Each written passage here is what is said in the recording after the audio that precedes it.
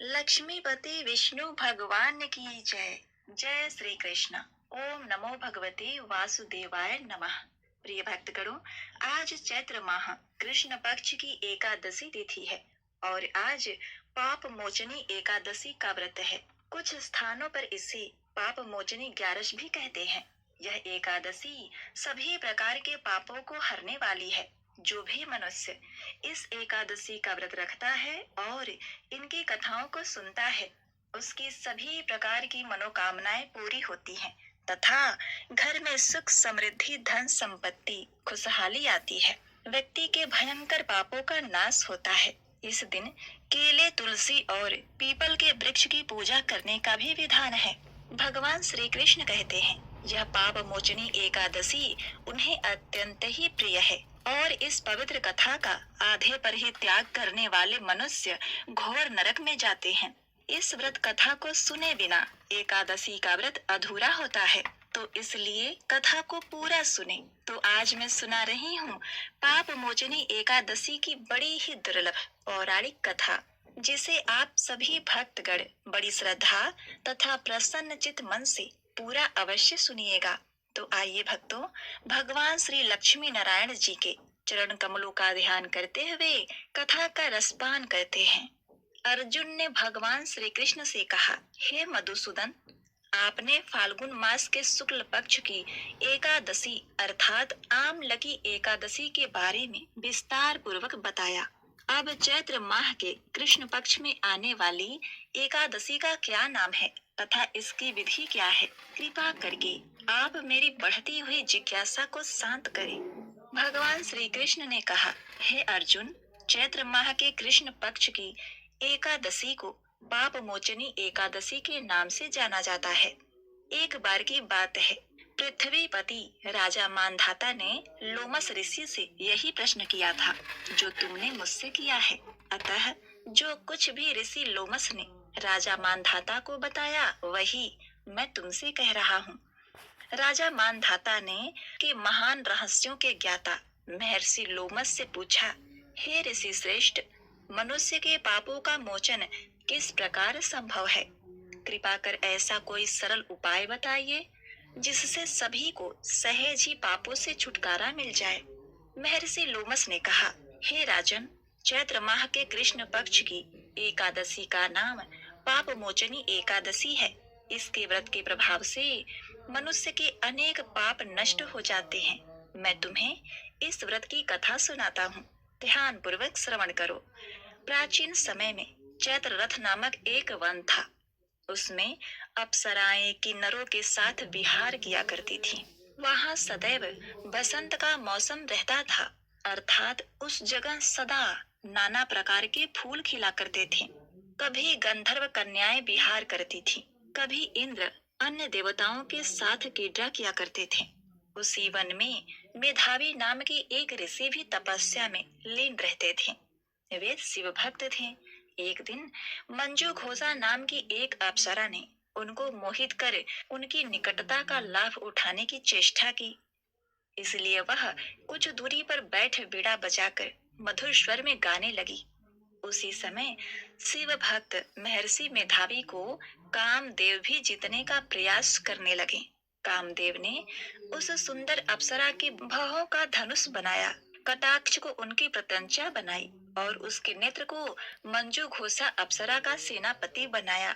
इस तरह कामदेव अपने शत्रु भक्त को जीतने को तैयार हुआ। उस समय महर्षि मेधावी भी युवा अवस्था में थे और काफी हृष्ट पुष्ट थे। उन्होंने यज्ञोपवीत तथा दंड धारण कर रखा था। वे दूसरे कामदेव के समान प्रतीत हो रहे थे।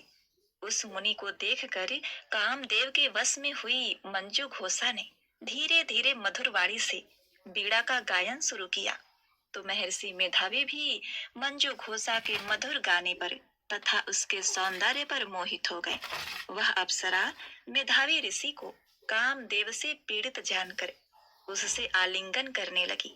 महर्षि मेधावी उसके सौंदर्य पर मोहित होकर शिव रहस्य को भूल गए और काम के वशीभूत होकर उसके साथ रमण करने लगे।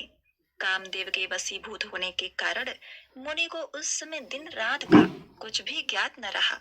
और काफी समय तक वे रमण करते रहे।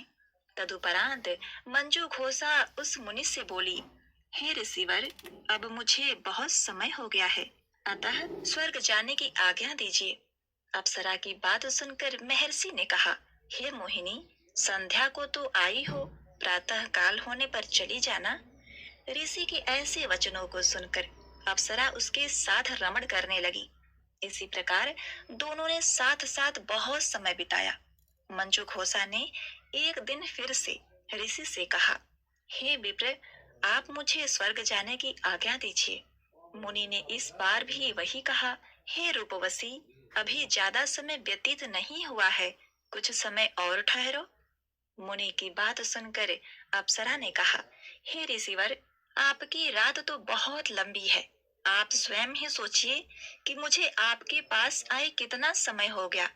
अब और ज्यादा समय तक ठहरना क्या उचित है? अप्सरा की बात सुनकर ऋषि को समय का बोध हुआ और वह गंभीरता पूर्वक विचार करने लगे। जब उन्हें समय का ज्ञान हुआ कि उन्हें रमण करते 57 वर्ष व्यतीत हो चुके हैं, तो उस अप्सरा को काल का रूप समझने लगे। इतना ज्यादा समय भोग विलास में व्यर्थ चला जाने पर उन्हें बड़ा क्रोध आया। अब वह भयंकर क्रोध में जलते हुए उस तप नाशक करने वाली अप्सरा की तरफ भ्रुकुटी तान कर देखने लगे। क्रोध से उनके अधर कांपने लगे और इंद्रियां बेकाबू होने लगी। क्रोध से थरथराते स्वर में मुनि ने उस अप्सरा से कहा, मेरे तप को नष्ट करने वाली दुष्टा, तू महापापिनी और बहुत ही दुराचारणी है। तुझ पर धिक्कार है। अब तू मेरे श्राप से पिशाचनी बन जा। मुनि के क्रोध युक्त श्राप से वह अप्सरा पिशाचनी बन गई। यह देखकर वह व्यथित होकर बोली, हे मुनिवर, मुझ पर क्रोध त्याग कर प्रसन्न होइए और कृपा करके बताइए कि इस शाप का निवारण किस प्रकार होगा। विद्वानों ने कहा है, साधुओं की संगत अच्छा फल देने वाली होती है और आपके साथ तो मेरे बहुत वर्ष व्यतीत हुए हैं, अतः अब आप मुझ पर प्रसन्न हो जाइए। अन्यथा लोग कहेंगे कि एक पुण्य आत्मा के साथ रहने पर मंजू घोषा को पिशाचनी बनना पड़ा। मंजू घोषा की बात सुनकर मुनि को अपने क्रोध पर अत्यंत ग्लानि हुई, साथ ही अपनी अपकीर्ति का भय भी हुआ। अतः पिशाचनी बनी मंजू घोषा से मुनि ने कहा, तूने मेरा बहुत बुरा किया है, किंतु फिर भी मैं तुझे इस श्राप से मुक्ति का उपाय बताता हूँ। चैत्र माह के कृष्ण पक्ष की जो एकादशी है, उसका नाम पाप मोचनी है। उस एकादशी का उपवास करने से तेरी पिशाचनी देह से मुक्ति हो जाएगी। ऐसा कहकर मुनि ने उसको व्रत का सब विधान समझा दिया। फिर अपने पापों का प्रायश्चित करने के लिए वे अपने पिता चैमन ऋषि के पास गए। चैमन ऋषि ने अपने पुत्र मेधावी को देखकर कहा, हे पुत्र, ऐसा क्या किया है तूने कि तेरे सभी तप नष्ट हो गए हैं, जिससे तुम्हारा समस्त तेज मलिन हो गया है। मेधावी मुनि ने लज्जा से अपना सिर झुकाकर कहा, पिताश्री, मैंने एक अप्सरा से रमण करके बहुत बड़ा पाप किया है। इसी कारण संभवतः मेरा सारा तेज और मेरे तप नष्ट हो गए हैं। कृपा करके आप इस पाप से छूटने का उपाय बताइए। ऋषि ने कहा, हे पुत्र, तुम चैत्र माह के कृष्ण पक्ष की पाप मोचनी एकादशी का विधि तथा भक्ति पूर्वक उपवास करो। इससे तुम्हारे सभी पाप नष्ट हो जाएंगे। अपने पिता चैमन ऋषि के वचनों को सुनकर मेधावी मुनि ने पाप मोचनी एकादशी का विधि पूर्वक व्रत किया। उसके प्रभाव से उनके सभी पाप नष्ट हो गए। मंजू घोषा अप्सरा भी पाप मोचनी एकादशी का उपवास करने से पिशाचिनी की देह से छूट गई और पुनः अपना सुंदर रूप धारण करके स्वर्गलोक चली गई। लोमस मुनि ने कहा, हे राजन, इस पाप मोचनी एकादशी के प्रभाव से समस्त पाप नष्ट हो जाते हैं। इस एकादशी की कथा के श्रवण व पठन से हजारों गौदान करने का फल प्राप्त होता है। इस उपवास के करने से ब्रह्म हत्या करने वाले, स्वर्ण चुराने वाले, मद्यपान करने वाले, अगम्यागमन करने वाले आदि भयंकर पाप भी नष्ट हो जाते हैं और अतः और अंत में स्वर्गलोक की प्राप्ति होती है। हे राजन, तुमने भगवान विष्णु के लीलाओं को तो सुना, किंतु राधा रानी की लीलाओं को सुने बिना व्रत पूर्ण नहीं होता। अतः राधा रानी की लीलाओं को भी सुनो। एक संत वर्षाना में रहते थे और हर रोज सुबह उठकर यमुना नदी में स्नान करके राधा जी के दर्शन करने जाया करते थे। यह नियम हर रोज का था। जब तक राधा रानी के दर्शन नहीं कर लेते, तब तक जल भी ग्रहण नहीं करते थे। दर्शन करते करते तकरीबन उनकी उम्र 80 वर्ष की हो गई। आज सुबह उठकर रोज की तरह उठे और यमुना जी में स्नान किया और राधा रानी के दर्शन को गए। मंदिर के पट खुले और राधा रानी के दर्शन करने लगे। दर्शन करते करते संत के मन में भाव आया कि मुझे राधा रानी के दर्शन करते करते आज 80 वर्ष हो गए, लेकिन मैंने आज तक राधा रानी को कोई भी वस्त्र नहीं चढ़ाए। लोग राधा रानी के लिए कोई नारियल लाता है, कोई चुनरी लाता है, कोई चूड़ी लाता है, कोई बिंदी लाता है, कोई साड़ी लाता है, कोई लहंगा चुनरी लाता है, लेकिन मैंने तो आज तक कुछ भी नहीं चढ़ाया है। यह विचार संत जी के मन में आया कि जब सभी मेरी राधा रानी के लिए कुछ न कुछ लाते हैं, तो मैं भी अपनी राधा रानी के लिए कुछ न कुछ लेकर जरूर आऊंगा। लेकिन क्या लाऊं जिससे मेरी राधा रानी खुश हो जाए? तो संत जी यह सोचकर अपनी कुटिया में आ गए। सारी रात सोचते सोचते सुबह हो गई। उठे, उठकर स्नान किया और आज अपनी कुटिया में ही राधा रानी के दर्शन पूजन किया। दर्शन के बाद बाजार में जाकर सबसे सुंदर वाला लहंगा चुनरी का कपड़ा लिए और अपने कुटिया में आकर के अपने ही हाथों से लहंगा चुनरी को सीला और सुंदर से सुंदर लहंगा चुनरियों में गोटा लगाए। जब पूरी तरह से लहंगा चुनरी तैयार हो गया, तो मन में सोचा, इस लहंगा चुनरी को अपनी राधा रानी को पहनाऊंगा तो बहुत ही सुंदर मेरी राधा रानी लगेंगी।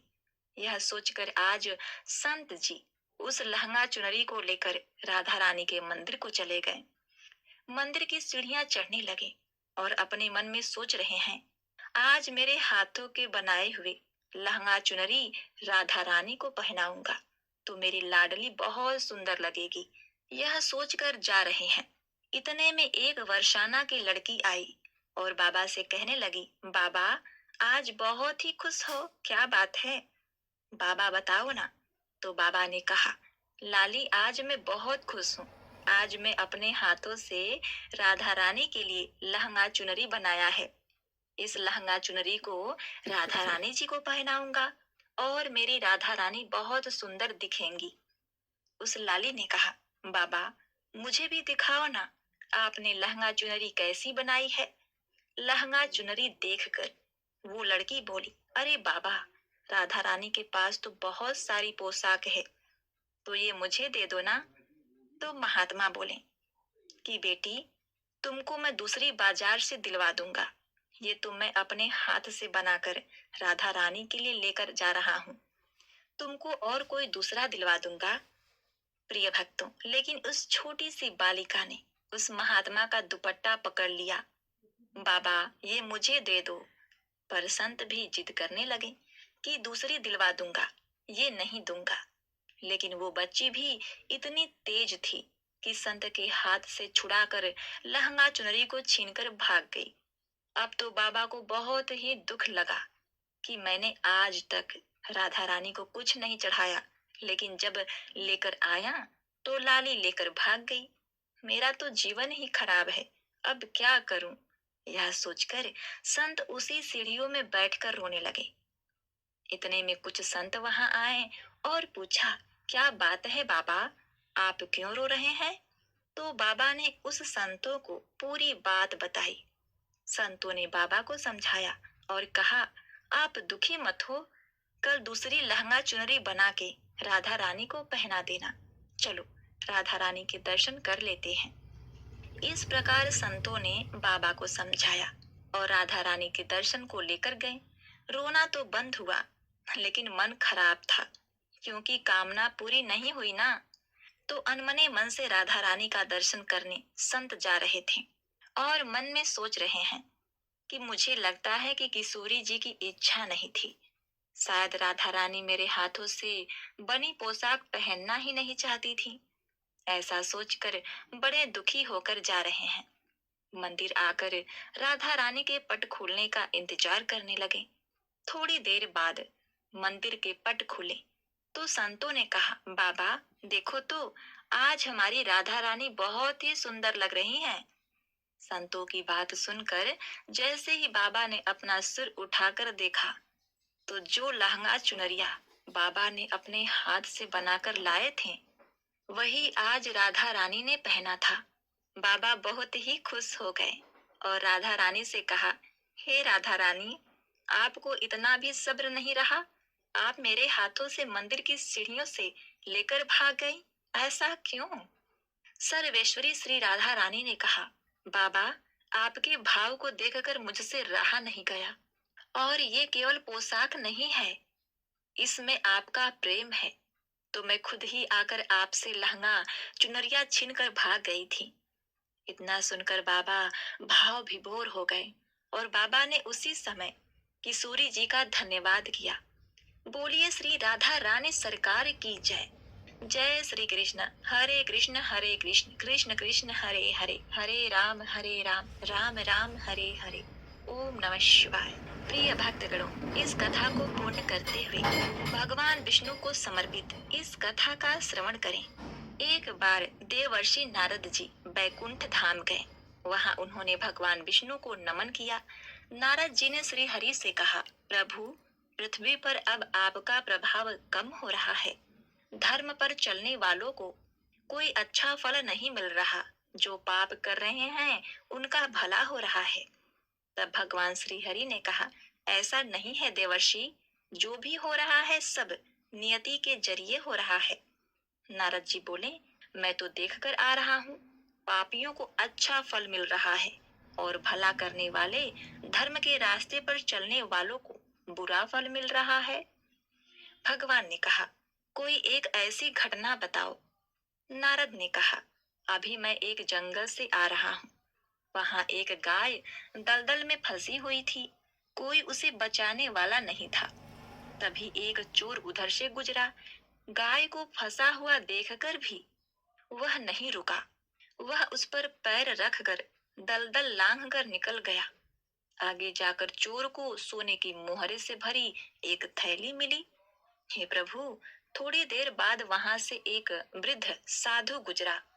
उसने उस गाय को बचाने की कोशिश की। पूरे शरीर का जोर लगाकर उस गाय को बचा लिया। लेकिन मैंने देखा कि गाय को दलदल से निकालने के बाद वह साधु आगे गया तो एक गड्ढे में गिर गया। प्रभु बताइए, यह कौन सा न्याय है? नारद जी की बात सुनने के बाद प्रभु बोले, यह सही ही हुआ। जो चोर गाय पर पैर रखकर भाग गया था, उसकी किस्मत में तो एक खजाना था, लेकिन उसके एक पाप के कारण उसे केवल कुछ मोहरे ही मिली। वहीं उस साधु को गड्ढे में इसलिए गिरना पड़ा क्योंकि उसके भाग्य में मृत्यु लिखी थी। लेकिन गाय के बचाने के कारण उसके पुण्य बढ़ गए और उसकी मृत्यु एक छोटी सी चोट में बदल गई। इंसान के कर्म से उनका भाग्य तय होता है। तो हे नारद, मनुष्य को कर्म करते रहना चाहिए क्योंकि कर्म से भाग्य बदला जा सकता है। तो एक बार प्रेम से बोलिए, ओम नमो भगवते वासुदेवाय नमः। हरे कृष्णा। पार्वती पते हर हर महादेव। प्रिय भक्तगणों, इस कथा को समाप्त करते हुए आइए अब श्रवण करते हैं एकादशी माता की आरती। ओम जय एकादशी माता मैया, जय एकादशी माता। विष्णु पूजा व्रत को धारण कर शक्ति मुक्ति पाता। ओम जय एकादशी माता। तेरे नाम की नाम देवी, भक्ति प्रदान करनी। गुण गौरव की देवी माता, शास्त्रों में वर्णिनी। ओम जय एकादशी माता। जय एकादशी माता, मैया जय एकादशी माता। मार्गशीर्ष के कृष्ण पक्ष में उत्पन्ना होती, शुक्ल पक्ष में मोक्षदायिनी पापों को धोती। ओम जय एकादशी माता, मैया जय एकादशी माता। ओम जय एकादशी माता। पौष मास के कृष्ण पक्ष को सफला नाम कहे, शुक्ल पक्ष में होए पुत्रदा आनंद अधिक रहे। ओम जय एकादशी माता, जय एकादशी माता, मैया जय एकादशी माता। नाम खष्ट पीला माघ मास में कृष्ण पक्ष आवे, शुक्ल पक्ष में जया कहावे, विजय सदा पावे। जय एकादशी माता, ओम जय एकादशी माता, मैया जय एकादशी माता। विजया फाल्गुन कृष्ण पक्ष में शुक्ला आम्ल की, पाप मोचनी कृष्ण पक्ष में चैत्र मास बल की। ओम जय एकादशी माता, जय एकादशी माता, मैया जय एकादशी माता। चैत्र शुक्ल में नाम कामदा धन देने वाली, नाम वरुधनी कृष्ण पक्ष में वैशाख माहवाली। ओम जय एकादशी माता, जय एकादशी माता, मैया जय एकादशी माता। शुक्ल पक्ष में होय मोहनी अपराजेष्ट कृष्ण पक्षी, नाम निर्जला सब सुख करने शुक्ल पक्ष रखी। ओम जय एकादशी माता, जय एकादशी माता, मैया जय एकादशी माता। योगिनी नाम आषाढ़ में जानो कृष्ण पक्ष भरनी, देवशैनी नाम कहाए शुक्ल पक्ष धरनी। ओम जय एकादशी माता, मैया जय एकादशी माता। ओम जय एकादशी माता। कामिका श्रावण मास में आवे कृष्ण पक्ष कहिए, श्रावण शुक्ल होए पुत्रदा आनंद से रहिए। ओम जय एकादशी माता, मैया जय एकादशी माता, मैया जय एकादशी माता। अजा भाद्रपद कृष्ण पक्ष की परिवर्तनी शुक्ला, इंदिरा अश्विन कृष्ण पक्ष में व्रत से भव सागर निकला। ओम जय एकादशी माता, जय एकादशी माता, मैया जय एकादशी माता। पाप कुंश है शुक्ल पक्ष में पाप हरण हारी, रमा मास कार्तिक में आवे सुखदायक भारी। ओम जय एकादशी माता, जय एकादशी माता, मैया जय एकादशी माता। देवोत्थायिनी शुक्ल पक्ष की दुख नाशक मैया, लौद मास की करो विनती पार करो नैया। ओम जय एकादशी माता, जय एकादशी माता, मैया जय एकादशी माता। शुक्ल लौत में होय पद्मनि, दुख दारिद्र हरणी।